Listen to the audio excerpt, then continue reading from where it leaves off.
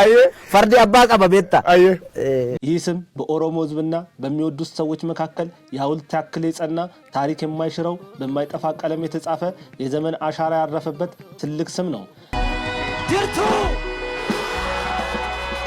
እነጋሙ ወሪ አሜሪካ እነጋሙ ጀቻ ጅርቱ ልጅነቱን ሳይቀር ለሚወደው ሕዝብ ገብሯል። ወጣትነቱን በሚገባ አልኖረም። ለተገፉና ለተናቁ መድረሻ የላቸውም በሚል ገሸሽ ለተደረጉ ሰዎች ሲል መድፍና ታንክን ከያዙ አውሬዎች ጋር ፊት ለፊት በማይክ ብቻ ተጋፍጧል። ነፍሱ ለፍርሃት ቅንጣት ቦታ የላትም። ድምፁ ፈሪዎችን ጀግና ያደርጋል። ሽለላው የሞቱ ሰዎችን ሳይቀር ከሙታን ዓለም የመቀስቀስ ኃይል አለው። ዘፈኖቹ ቋንቋውን ለሚሰሙ ሰዎች ቀርቶ ለማይሰሙ ሰዎች ብርታትን የመስጠት መግነጢሳዊ ኃይል አላቸው። አጼ ቴዎድሮስ፣ አጼ ዮሐንስ፣ አብዲሳ አጋ፣ ጃጋማ ኬሎ፣ ካኦጦና፣ መርሰመትር ስለሚባሉ የኢትዮጵያ ጀግኖች በታሪክ ተምረናል። በሕይወት ዘመናችን ከምናውቃቸው የእኛ ዘመን እልፍ ጀግኖች መካከል ግንባር ቀደሙ ሰው ሃጫሉ ሁንዴሳ ቦንሳ ይባላል። በአንተ ዘመን በመወለዴና አንተን በማወቄ እድለኛ ነኝ። ስለ ጀግንነት ማንም አያወራልኝም፣ በዓይኖቼ አይቻቸዋለሁ። ስላደረግከው ነገር ማንም አይተርክልኝም፣ እኔ ሕያው ምስክር ነኝ። አንተ ከአውሬ በላይ በሚያስፈሩ ባለስልጣናት ፊት ያመንክበትን በጀግንነትና በድፍረት ተናግረሃል። ጀግንነት ምንድን ነው ሲባል ሃጫሉ ሁንዴሳ ቦንሳ ነው እንላለን የሚሉ እልፍ አድናቂዎችን ማፍራት ችሏል። ሃጫሉ ወታደር አይደለም፣ ግን ከወታደር በላይ ታግሏል። ንጉሥ አይደለም፣ በወዳጆቹ ልብ ውስጥ ግን የንግስና ዙፋንን ተክሏል። ሞትን አይፈራም፣ ለጀግንነቱ ወደርና ምሳሌ እንዲሁም አቻ አልተገኘለትም። ሞቱ ዛሬም ትኩስ ነው፣ እያደር የሚያቃጥል ዕለት ዕለት የሚመረቅዝ የማይድን ቁስል፣ የማይጠፋ ጠባሳ፣ ዘመን የማይሽረው ከባድ ህመም ነው። ይህ ወጣት የሚሊዮኖች ስብራት፣ የሚሊዮኖች ተስፋ ነው። አጭር ዕድሜ እልፍ ታሪክ ያለው በሕይወት የሌለ ስሙ ግን ዛሬም ድረስ የሚያስፈራ በሙዚቃዎቹ የታገለና ያታገለ እንዲሁም ስልጣን ያስለቀቀ አንድ ሙዚቃ ለእናትም ለአባትም እንዲሁም ለፍቅረኛ እንዲሆን አድርጎ መጫወት የቻለ ዘፋኝ ብቻ ሳይሆን የዜማና ግጥም ደራሲም ጭምር ነው። ይህ ሰው ጀግና ወልዶ ጀግና ያሳደገው እንዲሁም የሀገርን ክብር በሚገባ ከሚያውቁ ስለ ሀገር መሰዋትን እንደ ክብር ከሚወስዱ ቤተሰብ የተፈጠረ ነውና በ5 ዓመታት የእስር ቤት ጉዞ የ50 ዓመታትን የኦሮሞ ጥያቄ ለመመለስ የሚችልበትን ሰፊ ደረት፣ ትልቅ ጫንቃ፣ ምጡቅ አእምሮ ይዞ ወጣ። ሃጫሉ ሁንዴሳ ቦንሳ በሕይወት ከተለየን ዛሬ 5ኛ ዓመት ሞላው። የዛሬ ትንታኔያችን በዚህ ሰው ጀግንነትና ተወዳጅነት እንዲሁም ታጋይነት ዙሪያ ያጠነጥናል። ዝግጅቱን በማጠናከርና በማቅረብ እኔ ቢንያም ከድር አብሬያችሁ ምቆይ ይሆናል።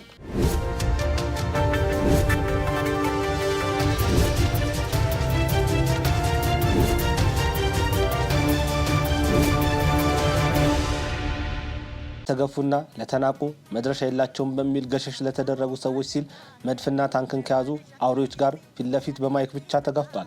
ነፍሱ ለፍርሃት ቅንጣት ቦታ የላትም። ድምፁ ፈሪዎችን ጀግና ያደርጋል። ሽለላው የሞቱ ሰዎችን ሳይቀር ከሙታን ዓለም የመቀስቀስ ኃይል አለው። ዘፈኖቹ ቋንቋውን ለሚሰሙ ቀርቶ ለማይሰሙ ሰዎች ብርታትን የመስጠት መግነጢሳዊ ጥበብ አላቸው። ይህ ጀግና ሃጫሉ ሁንዴሳ ቦንሳ ይባላል። የተወለደው ውሃዋ ሆድን ከሚያሽር አፈሯ መልካምን ከሚያፈራበት አምቦ ምድር ነው። ሃጫሉ የአባቶቹን ጀግንነት እየሰማና እያነበበ ነው ያደገው። በልጅነቱ የሳምሶንን ጀግንነት ተላብሶ የዳዊትን ሞገስ አንግቦ ጊዜ ካገነናቸው ለያዥ ለገናሽ ካስቸገሩ ብረትን ታጥቀው ብረትን ከለበሱ የዘመኑ ጎልያዶች ጋር ለመፋለም ጥይትና ሞርታር አላስፈለገው። በንግግሩ ብቻ ይሞግታቸው ጀመር። የሚገርመው ደግሞ በዛን ወቅት ገና የ2ኛ ደረጃ ተማሪ ነበር። ይሁን እንጂ እነዛን ከማዳመጥ ይልቅ መናገርን ብቻ የሚያውቁ ባለስልጣናትን ቅንጣት ያክል ሳይፈራ ምንም የማያውቁ ሕፃን መገደል የለባቸውም፣ ወልዳ የምታጠባ እናት መሞት የለባትም፣ ኦሮሞ በመሬቱ ባዳ ሊሆን አይገባም፣ እኛ ከማንም እንበልጣለን አላልም፣ ግን ደግሞ ከማንም ማነስ የለብንም ሲል ጦርን ከለበሱ ጭካኔን ካነገቡ ሰዎች ጋር ፊት ለፊት ይፋለም ጀመር።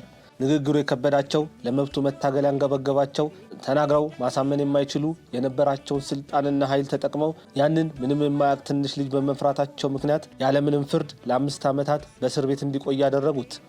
ጊዜ የሰጠው ቅል ድንጋይ ይሰብራል እንደሚባለው ዘመን ያገነናቸው የዘመኑ ጀግኖች ይህንን አፍላ ሕፃን ሲያስሩት የነበራቸው ህልም በልቡ ያነገበውን የፍትህ ጥያቄ ለመስበር አስበው ነበር። ይሁን እንጂ ልጁ ሃጫሉ ሁንዴሳ ቦንሳ ነውና በልቡ ምንም አይነት ፍርሃት ውልፍት አላለችም። 5 ዓመት እስር ቤት አንተ ለአቅመ አዳም ሳትደርስ እንግዲህ 10ዎች ውስጥ እያለ 5 ዓመት ተፈረደብህ። ደርሻለሁ። 17 16 ዓመት ሆነ። ታዲያ ስቴል እስር ቤት ገባህን 5 ዓመት ተፈረደብህ? አይ አልተፈረደብኝም። በተጠርጥሬ ነው የተያዝኩት። ፍርድ ቤት ነፃ ነው የለቀቀኝ። 5 ዓመት ነው ካሳ ልጠይቅልኝ። ኢትዮጵያ ፍርድ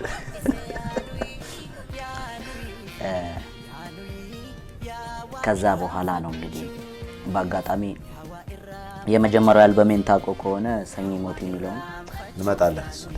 እሱን አብዛኛውን እዛ ወይኔ ቤት ነው የጻፍኩት።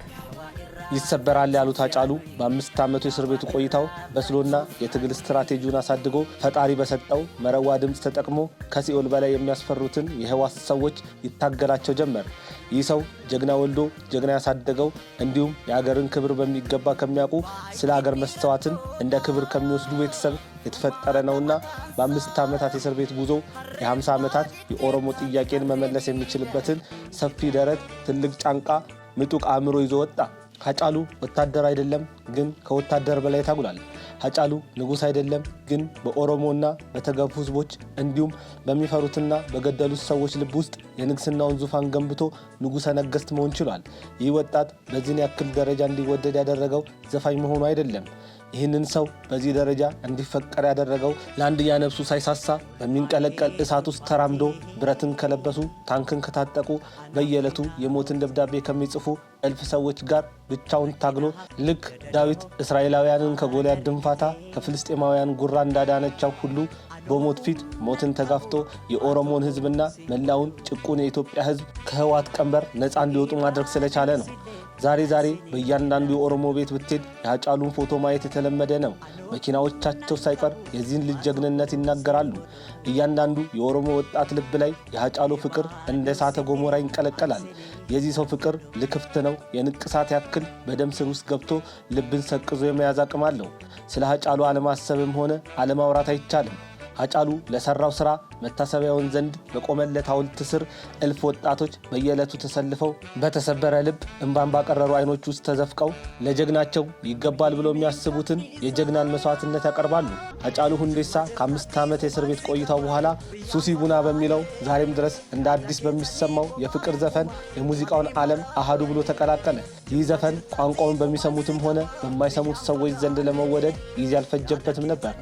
ከዚህ ሙዚቃ በኋላ የተለያዩ ሙዚቃዎችን የለቀቀ ሲሆን በአጠቃላይ 3 አልበሞችን ለአድማጮች ማድረስ ችሏል። በተለይ ማለንጅራና ጅራ ጅራ የሚሉት ዘፈኖቹ በጠላቶቹ ጥርስ እንዲነከስበት አድርጎታል። ይሁን እንጂ ለመፍራት ያልተፈጠረው ፈሪሲያ የሚያጠለውለው ሃጫሉ ሁንዴሳ ይውጣላችሁ ብሎ ብረት ለብሰው ታንክና መድፍ ይዘው ህዝቡን አንቀጥቅጠው ከሚገዙ ባለስልጣናት ፊት በሀገሪቷ ብሔራዊ ቴሌቪዥን በሚተላለፍ ዝግጅት ላይ ያሰማው ጌሬርሳ እንኳን ቋንቋውን ለሚሰማ ቀርቶ ለማይሰሙ ሰዎች ጭምር ልብን አጀግኖ ደምን አንተክትኮ ከራስ ጸጉር እስከ ግር ጥፍር ድረስ ኤሌክትሪክ እንደያዘው ሰው ከፍተኛ የንዝረት ስሜትን አስተጋብቶ የትግል ስሜትን የመፍጠር አቅም ነበረው። በዛ ዝግጅት ላይ ያቀረበው ጌሬርሳ ባለስልጣናቱን ፊት በድንጋጤ የቀያየረ የጀግንነት አሞታቸውን ያፈሰሰ ነበር። ይሁን እንጂ በተቃራኒው ደግሞ የተመልካቹን ልብ በሐሴት አስክሮ ይፈሩት የነበረውን አገዛዝ ንቀው መድረክ ላይ እንዲወጡ ያስቻለ እንዲሁም የብሔራዊ ቴሌቪዥንን የቀጥታ ስርጭት እንዲቋረጥ ያደረገ ነበር። በወቅቱ 4 ኪሎ ሲቱ አኔ ወይም 4 ኪሎ ገባለ የሚል መልእክት ያለው ጌሬርሳ ያሰማ ሲሆን በማይክ ብቻ መድፉንም ታንኩንም የያዙ ባለስልጣናትን ነፍስ አስጨንቆ ሱሪያቸውን እንዲያወልቁና ተኮፍሰው የኖሩበትን የጀግንነት ጭንበላቸውን ገፎ የፍርሃት ካባ እንዲለብሱ በማድረግ አንቀጥቅጠው የያዙትን ስልጣን ተንቀጥቅጠው እንዲለቁ ማድረግ ችሏል። መግደልን የለመዱ የሰው ደም ያሰከራቸው ሽንፈታቸውን መታገስ ቢከብዳቸው አስረው ያልሰበሩትን በመድረክ ያዋረዳቸውን ታላቁ ሃጫሉ ሁንዴሳን ከመድረክ እንደወረደ እንዲገደል ትዕዛዝ አስተላለፉ። ይሁን እንጂ ሺህ ዓመት እንደ አይጥ ከመኖር አንድ ቀን እንደ አንበሳ መኖርን የሚመርጠው ሃጫሉ ሊገሉት የሚፈልጉትን ለመግደል ሽጉጥን ሳይሆን ሙዚቃን ብቻ ተጠቅሞ ዘመን ያሻገተውን እጅ ያለውን ስርዓት ከመላው የኢትዮጵያ ሕዝብ ጋር ታግሎ በመጣል 4 ኪሎ አዲስ ስርዓትን እንድትይዝ አድርጓል። ብዙዎቻችን ሃጫሉ ሁንዴሳን ስናስብ ከትግልና ከፖለቲካ ውጭ ሌላ ዘፈኖችን የማይዘፍን ይመስለናል። ይሁን እንጂ የሃጫሉ ነፍስ ፍቅርንም በሚገባ ታዜማለች። ዘፈኖቹን ስንሰማ ይሄ ልጅ ምሁርም አፍቃሪም ታጋይም ተፈቃሪም በትዝታ የሚሰቃይ በዳይም ተበዳይም ሆኖ አዚሟል። ሃጫሉ ሁንዴሳ በችግሩና በውድቀቱ ሳይቀር አብራው ለነበረችው ማጣቱ ሳያስከፋት ማግኘቱ ሳያስኮፍሳት ታስሮ በነበረበት ወቅት ጥላው ሳትሄድ 5 ዓመት ሙሉ ታምና ለጠበቀችው ሚስቱና የ3 ልጆቹ እናት ወይዘሮ ፋንቱ ደምሴ እንዲህ ብሎ ተቃኝቶላታል። ሚንከም ኢሳ ዋናቲናፍታቴ ረከናኔ ረከቴ ገዲናኔ ገዲቴ ኦብሴኮ ቢክቱኮ ያጉ ተጃለላ ናምጅራዶ መኔ ማዳንጀዳ ሲላ ዋሄኪን ibsuudhaaf አንጅቹ ተንቅቡ yoojirtuun anjira kanaanachin jiru anoo humna qabu waa tokko seegodhu du'ee baduusile ansenii የዘፈኑ ትርጉም የቱን ተናግሬ የቱን ተዋለው አንቺ ለኔ ወንሽን ሲቸገር ተቸገረሽ ሳዝን አዝነሻል የኔ ታጋሽ የኔ አዋቂ የፍቅር ንግስት ኑሪልኝ እንጂ ሌላ ምን እላለሁ ስላንቺ ለመግለጽ እኔ ቃል የለኝም ስትኖር ይኖራለው ከዛ ውጭ የለውም እኔ አቅም የለኝም ምን አደርግልሻለሁ ሞቼ ብጠፋ እንኳን አንቺን አረሳም እንደማለት ነው። ሃጫሉ የወደዳትን ልጅ የት እንደጠፋችበት ግራ ቢገባው ኤሰጅርታ በሚለው ሙዚቃው ላይ የገባሽልኝን ቃል ታስታውሻለሽ ወይንስ ኑሮ ሞልቶልሽ ረስተሻል እኔ በህይወት እስካለው በዚህች ዓለም ላይ የደስቴ ቁልፍ አንቺ እጅ ላይ ነው ያልሽኝን አደራ እንዴት አደረግሽው እስትንፋስሽ ጠፍቶ ይሄው እዞራለሁ ኤሰጅርታ እያለ ይቀጥላል። በሌላ በኩል ደግሞ የራሳቸውንም የቤተሰባቸውንም ህይወት ለመለወጥ ስደትን መርጠው በስደት ላይ ሆነው ከዛሬ ነገ ይሞላልኛል ብለው በተስፋ ለሚኖሩ ሰዎች ቦርና ደርቤ በሚለው ሙዚቃው ላይ ነገ ያልፍልኛል ብለ የኔ ዜጋ ከሀገር ስትወጣ ኑሮ ህልም ሆነችብህ የኔ ህዝብ ችግር መንታ ሆነች የባዳ ሀገር ንፋስ ለምን ለብቻ ይነጥሃል ውሳኔን ወስን የቀረውን ፈጣሪ ያውቃል ወደ ላይ ስትመለከት ሰማይ ነው ሰማዩ ደግሞ ይርቃል ወደ ታች ስትመለከት ምድር ነው እሱ ደግሞ ጠንካራ ነው የሰው ሀገር ምድሩ ጨካኝ ናት ለሰው መፍትሄ አትነግርም እያለ የስደት ኑሮ እንደማይሞላ በመንገር አድማጮቹን ያጠነክራል። አማሂን ዱበኔ በሚለው ሙዚቃው ደግሞ ስለ ይቅርታ እንዲህ ያለ ያዜማል። ክፉ አልተናገርኩም እኔ እስከማቀው አንቺም ታውቂዋለሽ እኔ ሳይገባኝ ሳላውቅ ለምን ትቆጭኛለሽ አሁንም እጠብቅሻለሁ ትመጫለሽ ብዬ ደጅደጁን እያየው ሳትመለሺ በዛው ቀረሽ ግራ ገባኝ እኔ ምን ማድረግ እችላለሁ ጥለሽኝ አትጂ ከኔ ርቀሽ እኔ ሳላውቅ ተቀየመሽኝ እኔ ዘመድ የለኝም አንቺም ታውቂዋለሽ በምን እጽናናለሁ እኔስ ያላንቺ ነይ ባክሽ እያለ ጥላው ለሄዶቹ ፍቅረኛ የይቅርታን ተማጽኖ ሲያሰማ እናዳምጣለን። ብዙዎች ሃጫሉን እውነት እንዳልተረዱ የሚናገሩ ሰዎች አሉ። ገሚሱ ሃጫሉ ዘረኛ ነው ከኦሮሞ ውጭ ለማንም አልታገለም ሲሉ ሌሎች ደግሞ ሃጫሉ ዘረኛ አይደለም እሱ የሚፈልገው ማንም ከማንም የማያንስባትና የማይበልጥባትን ኢትዮጵያ ነው ይላሉ።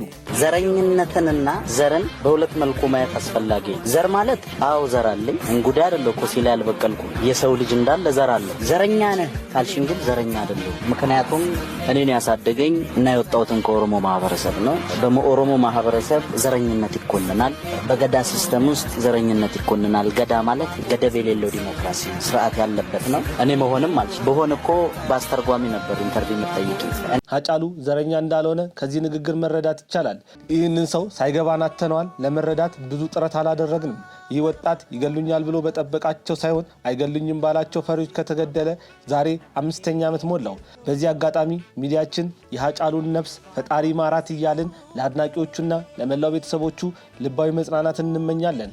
ሃጫሉ ሁንዴሳ በህይወት ባለበት ወቅት በሰራቸው ስራ በተወለደበት አምቦ ከተማ ውስጥ ሐውልት የቆመለት ሲሆን በየዓመቱ የኦሮሞ ወጣቶች እናትና አባቶች ሳይቀሩ ወደ ሐውልቱ እየሄዱ ለሃጫሉ ያላቸውን ፍቅር በተለያየ ሁኔታ ይገልጹለታል። የሃጫሉ ሞት ሁሉንም ሰው ቢያስደነግጥም ዛሬም ድረስ የዚህ ልጅ ድምጽ ሲሰሙ ልባቸው በሐዘን የሚታወቅ ህመሙ አሁንም ድረስ ትኩስ ሆኖባቸው ከቁስላቸው ያልዳኑ ከዓመት ዓመት ስቃዩ እየመረቀዘ እረፍት የማይሰጣቸው ሞቱን መቀበል ከብዷቸው የአሟሟቱ ምስጢርነት ሰላም የነሳቸው እልፍ ወጣቶች አእላፋት እናትና አባቶች አሉ።